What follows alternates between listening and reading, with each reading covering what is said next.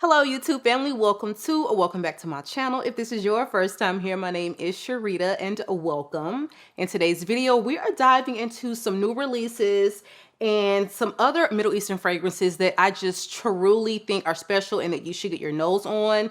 So without further ado, let's jump right in. All right, before we get started, you guys, make sure that you are subscribed to the channel. Make sure notification bell is turned on, set to all, as my uploads are going to be a little chaotic for a while. So you just never know when I'm going to drop a video.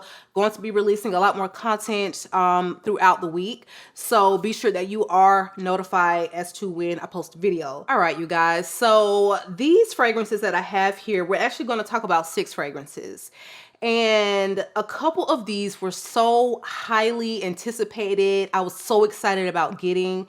And the 2 that I was most excited about turned out to be the duds. Okay, so we're going to first start off with Amouage's new release, and this is called Love Delight. So y'all, I was right along with y'all, like, should I just go ahead and blind buy it? You know my rule of thumb, please do not blind buy Amouage fragrances. And I say that because this is a house known for such complexity, some really strong scents, and some really unique scent profiles. So yes, I have 4 Amouages, and I think they were all blind buys. Okay, with the exception of 1. But most of mine have been blind buys. However, I usually get my Amouages later down the line when they're discounted, or, you know, something like that. The only one that I blind bought full price was Guidance. The only reason why I feel comfortable blind buying that fragrance was because it was from my favorite nose, Quinton Beach. So looking at the notes, I kind of had an idea I would probably like this. It was still a very risky buy because Guidance, I find it to be a masterpiece. However, is very polarizing. So it really could have gone either way. So I was about to buy Love Delight, the whole bottle, and something told me, get a sample. So I was so happy to see that they had the Secret Garden collection available as a sample set, and it has within it the new Love Delight, along with some of my others that I have 4 bottles of. Blossom Love, Love Tuberose, I own those. And they also have Lilac Love in here, which was a new scent to me, and gorgeous fragrance. Okay, so let's get into what I was expecting from this fragrance. I didn't know what to expect, honestly, because the only fragrance that I was familiar with from this particular perfumer of Love Delight was Rolling in Love. Love Rolling in Love. But however, just the one fragrance, that's not, it's not gonna be enough for me to gauge buying a $380 fragrance. Okay, so got the sample. Y'all, it opens so beautifully, and that's where they're gonna get you. It opens so beautifully. You are getting, it's like gingery, it's sweet, it's very fruity. Even though they don't have a ton of fruits listed, you're definitely getting a very juicy mandarin orange coupled with, you know, this cinnamon, spicy ginger thing in the opening. And it's quite feminine, it's sweet, it's gorgeous. Sat down at my desk, about to order the full bottle. I was like, yes, it's giving. This is why you got to let stuff dry down, you guys. You have got to let the scent dry down. Even if you are in the mall sampling this stuff on your skin, walk around in the mall for a couple hours, then go back and make your purchase. Do not purchase it right off of an initial 10-minute opening, okay? Because they was about to get me. This fragrance dries down to something very underwhelming to me. Very underwhelming. It really turns into a very run-of-the-mill heliotrope, very heavy on the heliotrope, jasmine scent. This in no way, shape, or form turned out to be floral gourmandish on my skin. The final dry down really is not super sweet. You are getting a little like this warm, spicy quality that kind of, you know, carries throughout the life of the fragrance from like ginger. I don't get a lot of vanilla and rum. Okay, I don't get barely any rum. I get a very run-of-the-mill white floral and heliotrope fragrance. Something that I was not expecting from this house. It's almost like this particular line is going to be your gateway into Amouage. And I say that because they are mostly florals. They are not going to be just run-of-the-mill, super easy to wear. But when you're talking about the Amouage range, the house as a whole, these are going to be some of your safest purchases. However, they are beautiful in their own right. They still have a unique something about them. Lilac Love, absolutely gorgeous, full bottle worthy. If you love like those really powdery chocolatey scents, this one is phenomenal. Mimosa, gorgeous scent, okay? It's almost like spring in a bottle, and it's got like this very weighty, creamy, girthy, like it's beautiful, okay? Very, very heavy yellow floral scent. Love Tuberose, whipped, gorgeous, gourmand floral tuberose thing going on there, okay? Blossom Love, you got amaretto. You got an amaretto note. You have this gorgeous cherry blossom thing going on. And when I tell you they perform, these fragrances perform. Love Delight, honey, honey. After about 3 hours, it's going to be a skin scent. It's going to be a skin scent. The experience of this really did put me in the mindset of my experience with Electric Cherry. Opens beautifully. That's why I purchased a full bottle. Oh, let me spray it on right there in the store. Oh, I'm taking you home. No, no, no. Give it time. I find that this is going to be probably one of those fragrances where either you have a good population of, you know, the girlies that love it.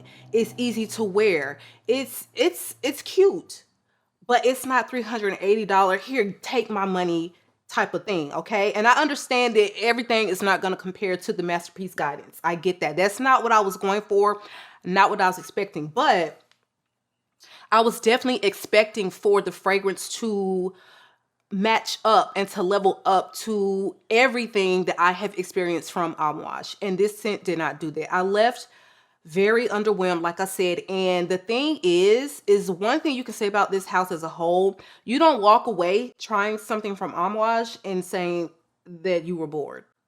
This was boring. This was boring. Never thought I'd be saying it, but it is a pass for me. So fortunate that I got the set. And because I own most of these, I'm probably just going to go ahead and give this away. There is still some Love Delight left. Okay, it's some left. But yeah, if you are interested, just kind of drop me, you know, a line in the comments. Say you want to try. If you haven't tried anything from Amouage, perfect opportunity. Get you a discovery kit, little set, and go to town because they have some great, really beautiful fragrances. However, I just feel like this one for me was a miss. If I want something white floral and sweet and floral gourmand and gingery, Ruby Red from the House of Oud is what I'm pulling for, okay? Not Love Delight. It was not the delight, okay? All right, so next up, y'all, when I tell you this was an instant buy, okay? This is Teriaq, and this is from the House of Lattafa. I was just saying in my very first Middle Eastern fragrances video with Camera, the notes, okay, obviously Givaudan perfumer behind the perfume, but Lattafa generally will keep their perfumers working on their fragrances very hush-hush.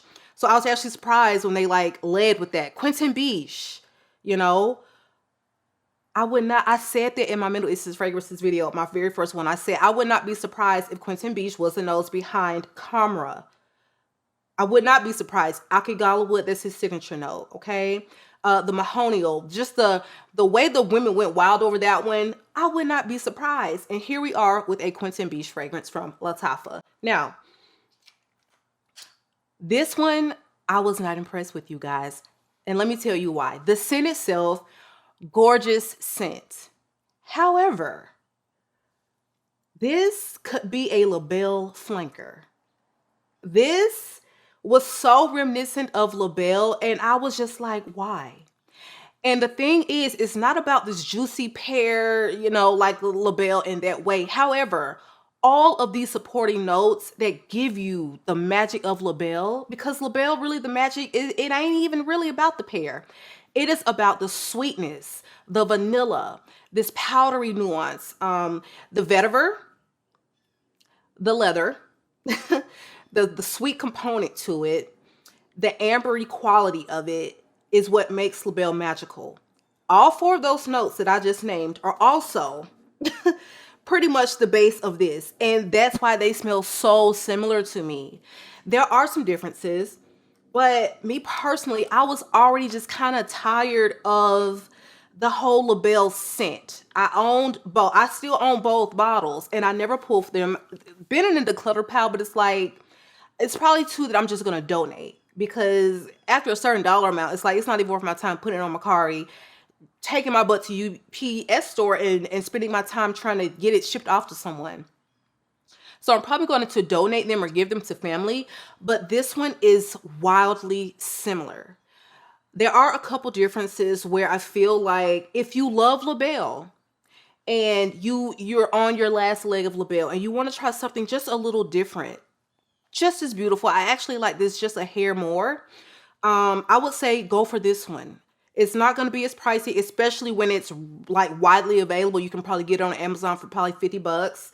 But I was a little disappointed just because I wasn't expecting anything that reminds me of a designer fragrance that I already have. I'm not shocked because this is always the thing you have to keep in mind with the Middle Eastern fragrance houses.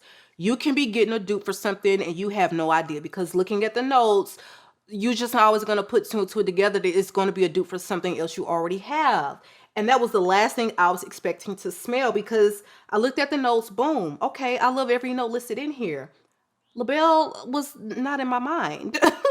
And yeah, so Teriaq, it's got this gorgeous caramel honey feel to it. It is very heavy on the vanilla. It's musky, but again, that vetiver, the leather, the vanilla, the musk of it all is giving LaBelle. Now, this has rhubarb mentioned. It has apricot. When you put those two together, it's giving you almost like a pear vibe, just a little bit. The rhubarb is not sharp in here, so if that was your worry, you don't have to worry about that. You're not getting a bunch of spicy pink pepper, not to my nose. Not a whole lot of bitter almond. You are getting like this little apricot honey vibe. It's a little floral, which keeps it from getting as sweet as LaBelle. It's not as sweet. It's very sweet, but it's not as sweet as LaBelle. But I also think that this is going to be one that can get really cloying really quickly, depending on the weather, depending on your mood. All right, so purchase this with caution. If you are thinking you're going to get some just wildly unique scent, that's not what this is going to be. Okay, so I like it. I don't love it. I wasn't impressed, and I was actually kind of sad that it was so similar to a designer that I'm really not even pulling for. All right, so next up is a winner. Okay, Ooh, Tonka, I have had for a few weeks. Honey, we're down to here. We're down to here, and I'm just like, I wasn't expecting to love it so much. This is not typically my scent profile. This one is Tonka, no oud. Very, very, very reminiscent of BDK's Velvet Tonka. However, I like this better. There is a gorgeous freshness to this that I cannot even describe to you. This is so well done. This smells like a $300 perfume. And the thing about it is this has amazing performance. My very first day wearing this a few weeks ago, it was like 3 compliments one day. This don't even seem like the type of scent that will attract or draw the kind of attention similar to my experience when I wear Tardes. When I wear that fragrance, you better believe there's going to be compliments coming, okay? And you wouldn't think it off of the smell. There is something airy, it's fresh, it's a little sweetness to it. The Tonka is there. And it is gorgeous. I find myself reaching for this so often, and I did not think it would be one of those fragrances. I think that this is going to be beautiful year round. It's Tonka, but it's not one of those really like winter scents necessarily. You can wear this in the winter, absolutely. But this is a Tonka you're going to be able to wear in the dead of spring, summer, all year round. The men really do seem to love this. Someone smelled me walk by and they was like, what do you have on? It smells really expensive. I was like, it's called Tonka. He was like, oh yeah, it probably was expensive. Nope. Nope, cheapy. Okay, smelling like $1,000,000 up in here. So Swiss Arabian really did the damn thing with this release. I love this fragrance, and I think that this is limited edition. So they do have it at Drama Shop, or they did. It might be sold out.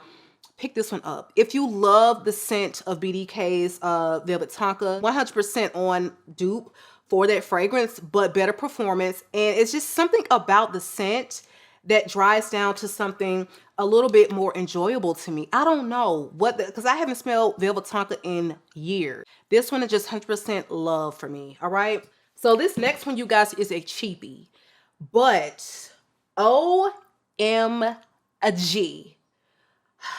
Aroma Concepts has a line of fragrances, and this one was a newer release, I think, for this year, if I'm not mistaken. It's called BATIKH, and this is a watermelon fragrance. If you have been looking for a fragrance that is really giving you watermelon, and I'm not talking about the Leon Patrice whatever, I'm talking about watermelon, gourmand, just delicious. You're going to smell like a watermelon airhead. You're going to smell like some absolutely divine watermelon bubblicious. This fragrance smells so beautiful.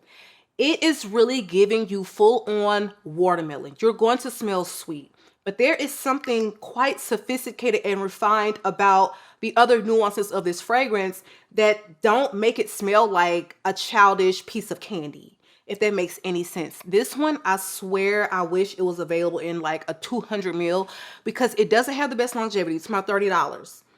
However, this is when you just want to reapply every 3 hours, because it smells so delicious, you guys. So delicious. So this opens with notes of pear, cologne, tangerine. You don't get a whole lot of that cologne note, which can definitely go very, very far left for a lot of people. You don't get a lot of that. In the middle, you have watermelon, strawberry, apple, and rose. Not a heavy on the rose scent. I would say something a little muted as far as the rose quality. Don't think you'll get this and it's going to be OD on the rose to the point where you're going to hate it if you're a rose hater. Trust me, baby, this is all about the beautiful, sweet watermelon, okay? Strawberry, maybe you're playing like second fiddle. Then in the base, you have praline, musk, and amber. The way they have done the amber, the musk, the sweetness from the praline mixed with all of the watermelon you can fathom makes this truly a cheapie star. I think at the time of filming, this is sold out. But when I tell you, keep your eyes peeled, because this is just going to be when you're going to want to always come home and spray. You're going to want to wear this on a hot summer day or in the spring. It is phenomenal. And at this price point, you can't beat it with a stick, all right? So this is BATIKH, and this is from Aroma Concepts. Hopefully they restock it soon, because I'm buying 3 backup bottles. All right, so next up on this list is going to be from the House of Paris Corner, and this is QISSA Pink. Beautiful fragrance, you guys. If you had Yara, because these are two very similar scents. If you had Yara, but you were disappointed, you felt like it was lacking something, you felt like you wanted it to maybe be a little sweeter, a little bolder, maybe a little creamier, this is the one. Okay, Yara is cute. I'm not gonna take that from her, but this is what I really, really wanted.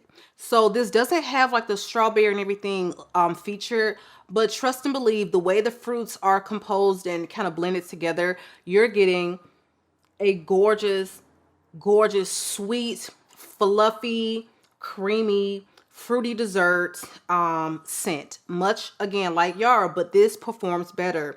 This has a more substantial wearing experience. You don't have to overspray your life away to really get, you know, the scent going, like I kind of feel like I have to do with Yara.